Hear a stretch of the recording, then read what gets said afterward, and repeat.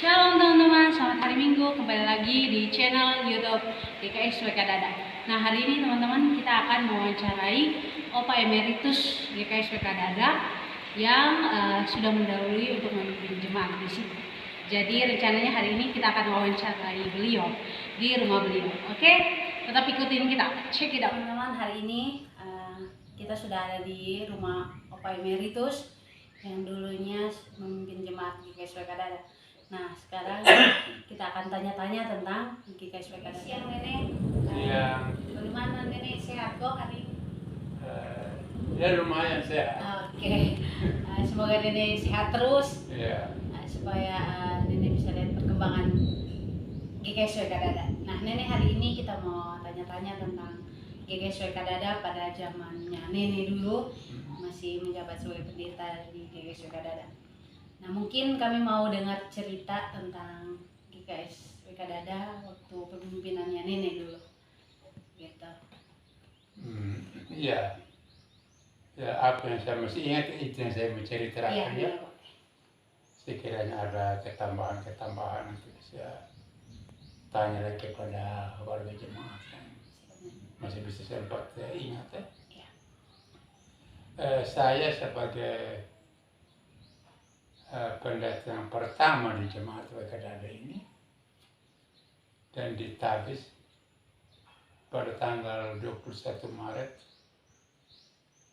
tahun 61 itu ditabis sebagai pendeta. Dan setelah itu saya melaksanakan tugas sebagai pendeta jemaat, sebagai pendeta yang pertama ya. Iya. Pendeta yang pertama. Tadi saya kata ditabis tanggal 21 Maret tahun 61. Nah, dalam perjalanan kerja, dalam sejarah kerja itu begitu banyak pergumulan, banyak juga tantangan-tantangan, baik itu tantangan dari dalam maupun tantangan dari luar. Namun tantangan-tantangan yang saya alami selama itu ada hal-hal yang positif dan ada yang negatif. Yang positif itu dengan adanya tantangan dari luar. Ya ada juga dari kawan kita yang di sebelah tembok yang masih nomor itu mengerti. Iya. Ada kawan di sebelah tembok itu juga kami selalu ada pertentangan. Ya pertentangan secara berpikir, syukur selama itu tidak ada pertentangan fisik. Tapi memang cukup seru dengan kawan kita. Sedangkan dari yang non Kristen, pertentangan itu hampir tidak dirasakan. Sajalah ada kesulitan saja yang dialami kalau dengan yang masih beragama merapu. Sulit untuk mereka cepat bertobat karena mereka itu masih berpegang teguh kepada apa yang sudah peninggalan nenek moyang. Mereka punya kepercayaan terhadap merapu ya. Masih begitu kuat, jadi untuk Injil masuk itu agaknya sedikit sulit itu pada waktu itu. Tapi kendati demikian, memang Tuhan itu dia memperkuasa. Meski ada banyak tantangan baik langsung atau tidak langsung, baik dari luar maupun dari dalam, Injil dia berjalan terus dan pertambahan anggota itu ada. Walaupun ya tidak seperti yang diharapkan ya. Apalagi pada waktu itu juga ya belum seperti sekarang ini. Kami sebagai pelayan pada waktu itu memang ya antara lain nenek sebagai pendeta. Tidak seperti sekarang ini pendeta ini mendapatkan banyak fasilitas dari jemaat. Dulu kami tidak terbanyak, ya kami banyak ya mau dibilang ada rasa pengorbanan, rasa keterpanggilan untuk melayani. Dan itu satu mujizat Tuhan. Mujizat Tuhan. Kami tidak pernah bersungut. Kami tidak bersungut. Tidak seperti sekarang ini ya, kalau saya melihat tanpa saya mencela. Kalau gas sedikit lambat dari bendahara, mulai sungut-sungut sama bendahara. Dan saya sangka itu juga wajar, itu wajar. Dan demikian itu Injil dia berkembang, ada pertambahan anggota. Sehingga di mana-mana itu ada beberapa cabang yang terbentuk, yang berdiri. Ya barangkali di sini apa perlu saya sebutkan cabang-cabang itu. Berarti dulu saat nenek menjabat sebagai pendeta pertama di GKSW Kadada, berarti ada beberapa cabang ya nenek? Ya ada beberapa cabang ya. Kira-kira jumlahnya berapa cabang nenek dulu? Yang ada pada waktu itu Rekandara, Kapolda, Bila, Ganggu Aceh,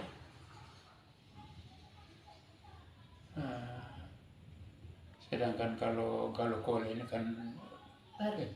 baru. Nah, ini beberapa ya 5 cabang. 5 cabang. 5 dengan WRA. Iya. WRA. Berarti jangkauannya nenek untuk ke cabang-cabang ini lumayan juga nenek? Ya memang. Lalu pada waktu itu nenek sebagai pendeta ya. Pada waktu zamannya nenek sebagai pelayan dalam tugas kependetaan itu, jumlah pendeta dalam wilayah klasis kita, klasis Rarakudik, masih terlalu minim. Pada waktu itu yang ada, ya saya bisa sebutkan ya. Saya bisa, jumlah pendeta yang ada di klasis Rarakudik saya, antara lain saya, Bapak Perdola, almarhum di pendeta Kodi. Perdola. Ya, yang lain-lain ada juga ya, Petrus Budi dari Ede. Ya, Bapak Pendeta Malu kami bisa dapat juga, Bapak Pendeta Medira. Jadi setelah Bapak Pendeta Malu meninggal dan dia tinggalkan beberapa. Terbanyak saya dan Bapak Pendeta Doa. Kalau presiden keras gitu ya, katakan sepertinya ya kami ganti-ganti. Dulu presiden kelas itu begitu tertib ya, begitu tertib. Jadi kalau kali ini saya jadi ketua, terpilih jadi ketua, pendeta Dora jadi wakil. Kalau kelas berikutnya lagi, pendeta Dora jadi ketua, saya begitu kami silih karena memang. Dan pada waktu itu wilayah pelayanan ini bukan saja di jemaat Kadada, tetapi jemaat di dalam lingkungan klasis Rarakudik, karena ada beberapa jemaat yang belum punya pendeta. Jadi selain Kadada ini masih membantu melayani jemaat-jemaat lain.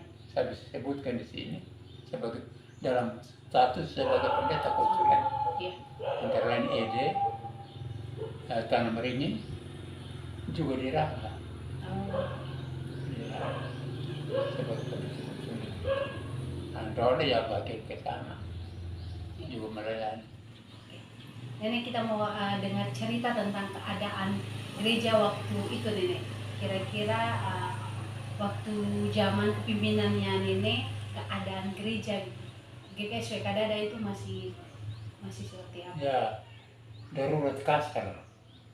Masih darurat ya nenek? Darurat kasar. Oh darurat kasar. Darurat kasar itu ya. Alang, dinding bambu. Lalu fasilitasnya dulu warga jemaat hari Minggu itu dari bambu bulat. Bambu bulat ini. Bambu bulat yang sudah di ini ya. Bambu bulat. Jadi satu bambu yang itu potong bambu ya. Jadi begini lah. Ya. Itu sebagai bangku. Sebagai bangku. Sebagai bangku yang begitu. Oh, sudah. Berarti ini dulu berdiri. Berdiri di mimbar lah. Berdiri di mimbar. Mimbar itu juga ya, itu kadang-kadang ya mimbar darurat juga. Mimbar darurat. Jadi ya ini lalu ada bambu cincang untuk pele itu kaki. Pele kaki ya. Oke. Nah waktu itu nenek biasanya hari Minggu tuh nenek masih ingat tidak waktu pimpin jemaat berapa orang yang hadir begitu? Memang Ya, lumayan cukup banyak. Lumayan. Ada sampai 40. 30. Berarti Kalau musim bagus, warga jemaat itu cukup banyak yang datang ke Bali. Cuma kadang-kadang ada gangguan kalau di masa pandemi. oh ya. Lalu kalau ada kegiatan ada itu yang mengganggu jumlah warga yang datang ke Bali kalau ada. Bisa kalau ada kegiatan ada tarik batu, pesta dan lain-lain itu juga mengganggu. Itu juga mengganggu. Walaupun itu ya sewaktu-waktu saja bukan terus menerus. Nah, waktu itu pertama kali ada perubahan dari bangunan itu nenek, dari alam atau dan masih pakai dinding bambu itu kapan nenek? Atau adakah bantuan atau memang swadaya? Swadaya apa? Swadaya.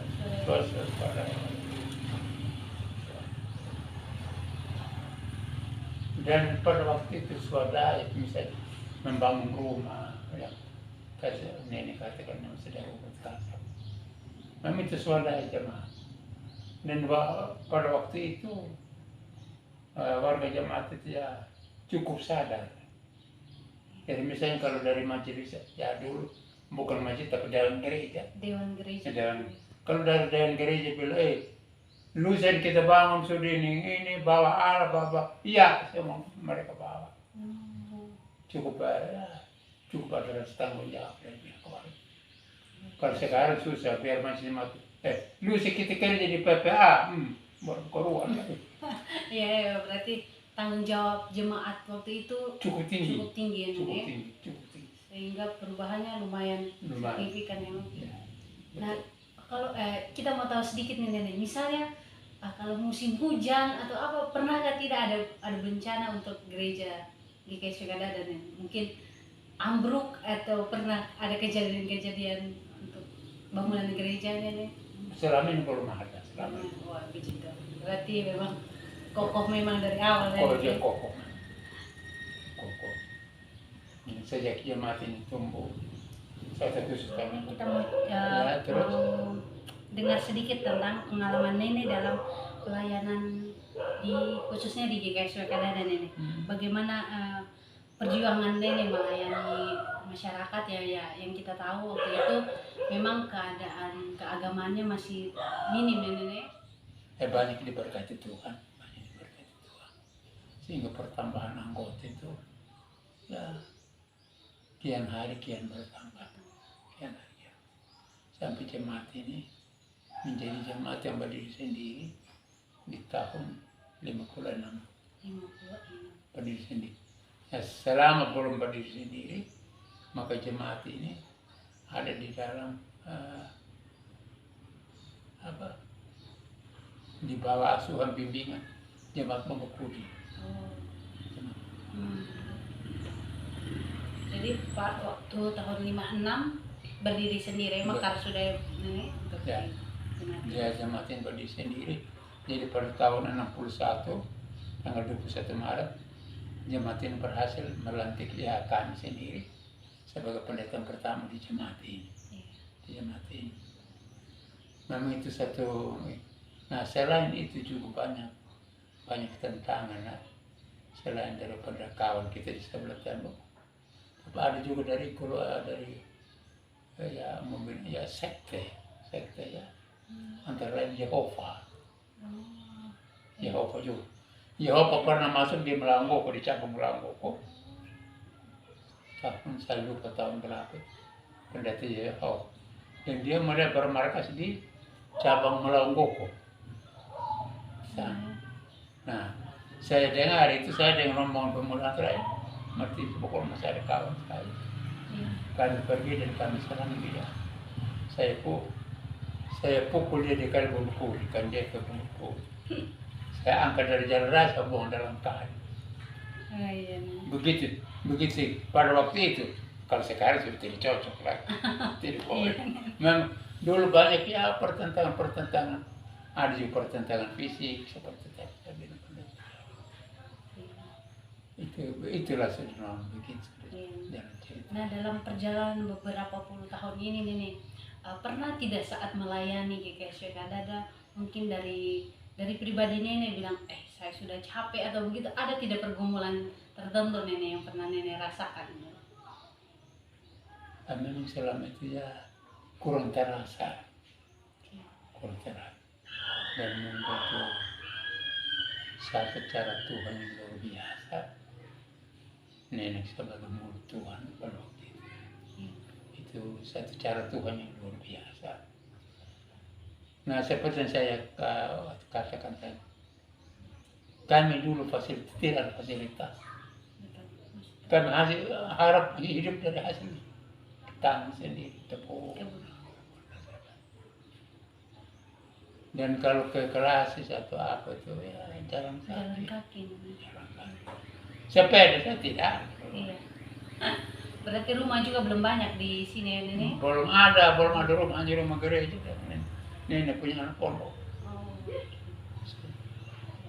Itu nenek juga di rumah Manara kan di Golkota. Belum ada juga. Nenek masih di pondok. Jadi memang pekerjaan Tuhan di Jemaat Kadada ini selama kepemimpinan kami Tuhan pilih anggota pilih memang betul diberkati Tuhan. Dia memang berkembang sampai ada beberapa cabang sudah tumbuh dan perkembangan itu yang saya sekarang ini masih lihat itu lebih luar biasa.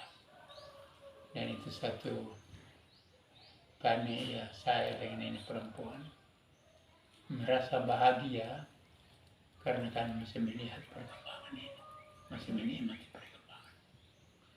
Terutama di akhir-akhir ini saya lihat dan satu kebanggaan tersendiri di mana golongan muda sudah mulai berperan di dalam pekerjaan Tuhan. Itu hal yang luar biasa dan bagi kami suami satu hal yang satu kebahagiaan luar biasa.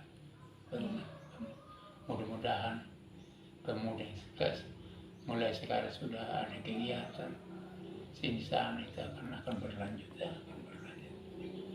Perkali itu yang saya bisa sempat cerita lagi kalau mau. Ya.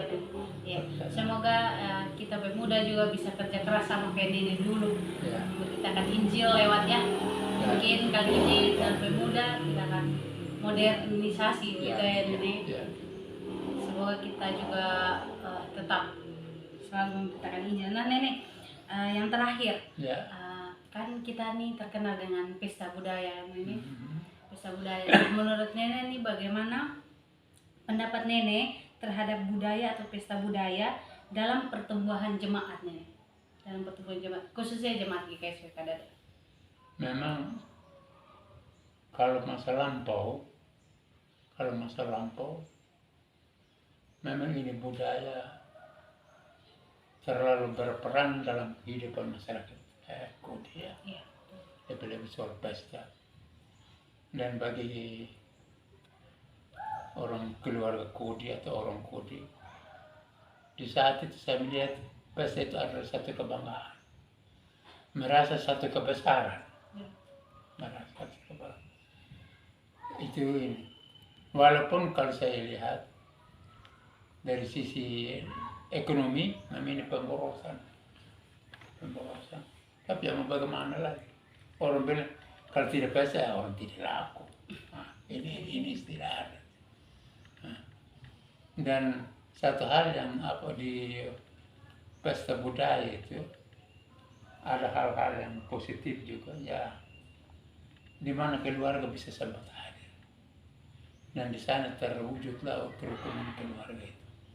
Ada yang saling membantu walaupun itu dalam bentuk utang. Itu yang saya lihat salah satu kebanggaan bahwa ada kerukunan keluarga. Kalau dari segi ekonomi ini pemborosan. Dan kalau buat angkatan muda ini satu tantangan berat sekarang. Ya syukur ya, baru-baru sudah penyakit hebat, sudah begitu hebat sehingga program pesta ini ya mudah-mudahan ke depan pemerintah akan lebih disiplin lagi untuk mengurangi kegiatan pesta-pesta adat. Itu harapan kita, dan saya harap bahwa ini menjadi salah satu topik dari pihak gereja untuk berbicara dengan pemerintah. Saya harap gereja itu cukup berani untuk itu, walaupun ada risiko. Barangkali itu yang nenek bisa sempat. Nah, nenek bagaimana dampak dari budaya ke pertumbuhan iman jemaat menurut nenek saat ini? Memang kalau dulu saya belum terlalu lihat itu, dampaknya itu ya tidak terlalu jelas seperti itu. Tapi itu kadang-kadang juga ya ada masyarakat yang hanya hura-hura saja. Dan itu memang salah satu gangguan untuk pertumbuhan iman. Oke, salah satu gangguan yang memang kita harus cari. Kita harus carikan solusinya. Bagaimana? Memang satu gangguan yang masih bisa tentang sebab kepercayaan ada di situ itu kuat. Dan masyarakat sekarang terikat tadi itu. Jadi untuk pertumbuhan iman itu kami satu gangguan. Dan itu juga satu gangguan bukan saja orang yang sudah percaya Tuhan itu dia ya kadang-kadang ya sama dengan jalan miring. Iya benar. Sama dengan jalan miring. Nah ya begitu lah bagaimana lagi. Jadi pertumbuhan jemaat untuk pesta budaya ini masih menjadi masalah ini nih. Masalah berat. Masalah berat. Oke, kalau begitu terima kasih banyak Nenek sudah meluangkan waktu bercerita tentang GKI SWK Dada hari ini. Semoga Nenek sehat selalu supaya Nenek juga bisa lihat perubahan-perubahan dari zamannya Nenek sampai hari ini. Mungkin kita juga bisa lebih banyak belajar dari sejarah-sejarah Nenek waktu itu dalam GKI SWK Dada. Amin. Oke teman-teman, akhirnya sudah selesai kita cerita-cerita dengan Nenek Emeritus. Mungkin nanti kita akan bercerita lagi tentang perjalanannya yang akan semakin kita dapat untuk GKI SWK Dada. Oke, jangan lupa like, comment, dan subscribe. See you.